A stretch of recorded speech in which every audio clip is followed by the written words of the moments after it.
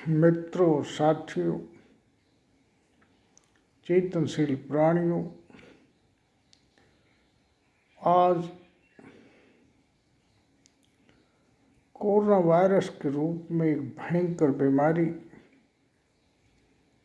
मुख्य रूप से इस समय हमारे देश में आक्रमण कर रही है।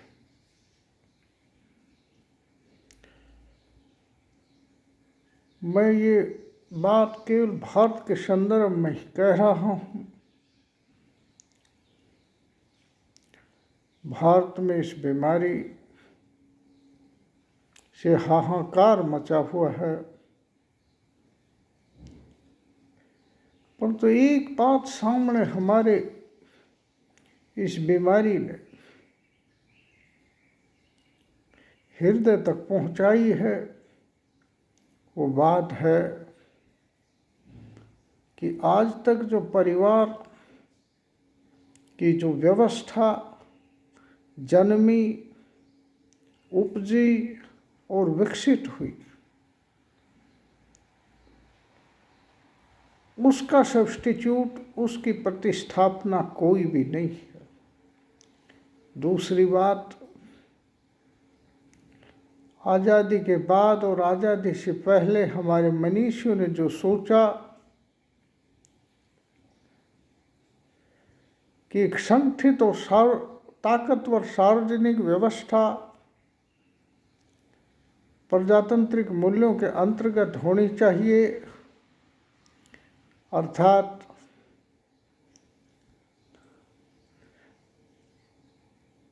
सरकारी महकमा भी उतना ही महत्वपूर्ण है जितना कि निजी संस्थान, बल्कि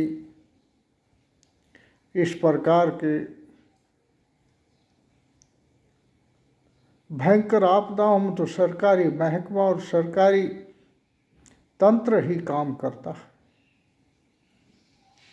ये दो बातें बिल्कुल सामने उभर कर आई हैं। आप देखिए, एक ऑटो रिक्शा संचालक को सांस लेने में भयंकर तकलीफ हो रही है कोरोना के कारण। उसकी पत्नी मुंह से सांस देकर उसको सांस देने का प्रयास कर रही है। और भी बहुत से उदाहरण देखिए आप। पत्नी, माँ, बेटे, भाई,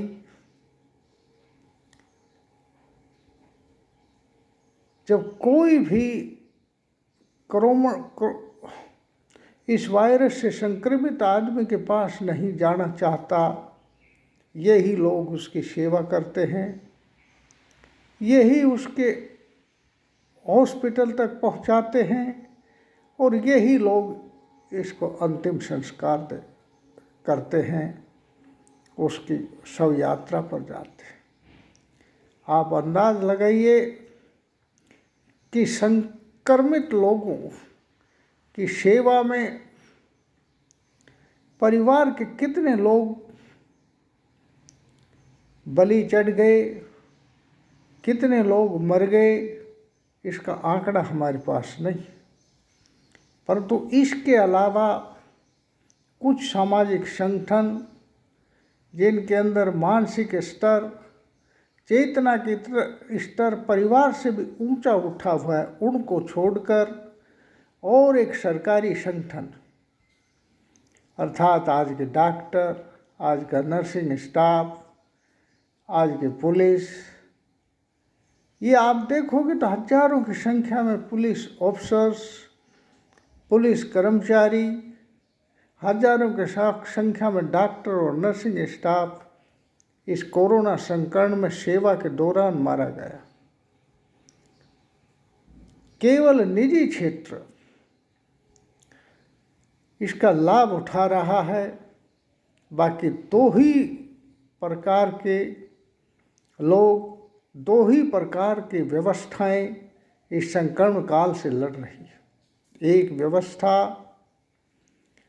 परिवार की व्यवस्था जो सदियों से आज तक पैदा हुई है, और दूसरी व्यवस्था संगठित सरकारी कर्मचारी जो इस प्रजातांत्रिक व्यवस्था के अंतर्गत सरकार के अंतर्गत काम कर रहे हैं। बाकी लोग इस महामारी के अवसर का भी लाभ उठा रहे हैं। मैं बीमार हो गया तो मैं रास्ते में आ रहा था तो एक नारियल पानी जो 20-30 रुपये मिलता था, नारियल पानी का नारियल वो 100 रुपये मुझे खरीदना पड़ा। इस प्रकार का नाजायज़ फ़ायदा इस महामारी का उठा रहे हैं। दवाइयाँ 1 रुपये की वाली 10 रुपये में बिक रही हैं। मेरे साथी की अभी एक डेथ हुई, उसको 1.5 लाख रुपए में बेड रिश्वत देकर लेनी पड़ी। इस प्रकार की व्यवस्थाएं फैली हुई हैं और मैं सब इन बातों में पीछे क्या कहना चाह रहा हूँ। मैं कह रहा हूँ कि जो परिवारवाद पर किसी समय हिप्पीज़म ने चोट पहुँचाई थी, हिप्पीज़म जो दर्शन यूनाइटेड स्टेट ऑफ अमेरिका से चला था और जिसका उद्देश्य था कि आज की जो परिवार व्यवस्था है ये बेकार है, इसको ख़त्म कर देनी चाहिए। यद्यपि वो हिप्पीज़म ख़त्म हो चुका है और आज की परिवारवाद की व्यवस्था के आगे वो टिक नहीं पाया। इसी प्रकार आप देखो, रजनीश ने भी एक कॉम्यून व्यवस्था की अवधारणा पैदा की और उस कॉम्यून को उसने प्रैक्टिकल करने की भी कोशिश करी। रजनीशपुरम के नाम से बसाया, परंतु वो भी उसका रजनीशपुरम और उसका विचार उसके जीवन में फेल हो गया और आज की जो परिवारवाद की व्यवस्था है, आज की पारिवारिक व्यवस्था है, उसके आगे वो टिक नहीं पाया। इसी प्रकार मार्क्स और एंजेल ने भी एक परिवार से ऊपर उठकर व्यवस्था दी थी। उन्होंने भी एक प्रकार से सामूहिक रूप से जीने और सामूहिक रूप से रहने की एक संकल्पना पैदा की थी। कम्यून जो है, जिस प्रकार के कम्युनिज्म के आधार पर उन्होंने कम्यून बनाने की बातें की थी, वो आज तक साकार रूप से नहीं आ पाई। इस प्रकार आज की परिवार व्यवस्था की प्रतिस्थापना किसी प्रकार भी नहीं हो पाई है और परिवार ही है जो दुख और समय, चाहे आपके दुख और आपकी बीमारी कितनी ही संकीर्ण फैलाने वाली हो, कितनी ही एक दूसरे के लगने वाली हो, कम्युनिकेटिंग हो, वो बीमारी कैसी भी हो, परंतु परिवार और परिवार के सदस्य इस बात की परवाह नहीं करते हुए कितनी भी दुश्मनी छोड़कर आपके साथ खड़े मिलेंगे। इसलिए आज मैं समझता हूँ कि मैं अपनी बात कह पाया हूँ कि ये परिवारवाद की व्यवस्था की कोई प्रतिस्थापना आज तक नहीं है और इसी में विकसित होकर आगे विकास होना है, आगे इस सभ्यताओं और समाजों को विकसित होना है। धन्यवाद। मेरे विचारों को अधिकतम लोगों को पहुंचाने की कोशिश कीजिए। अच्छी लगे तो चैनल फ्लो ऑफ थॉट्स को सब्सक्राइब कीजिएगा। थैंक्स।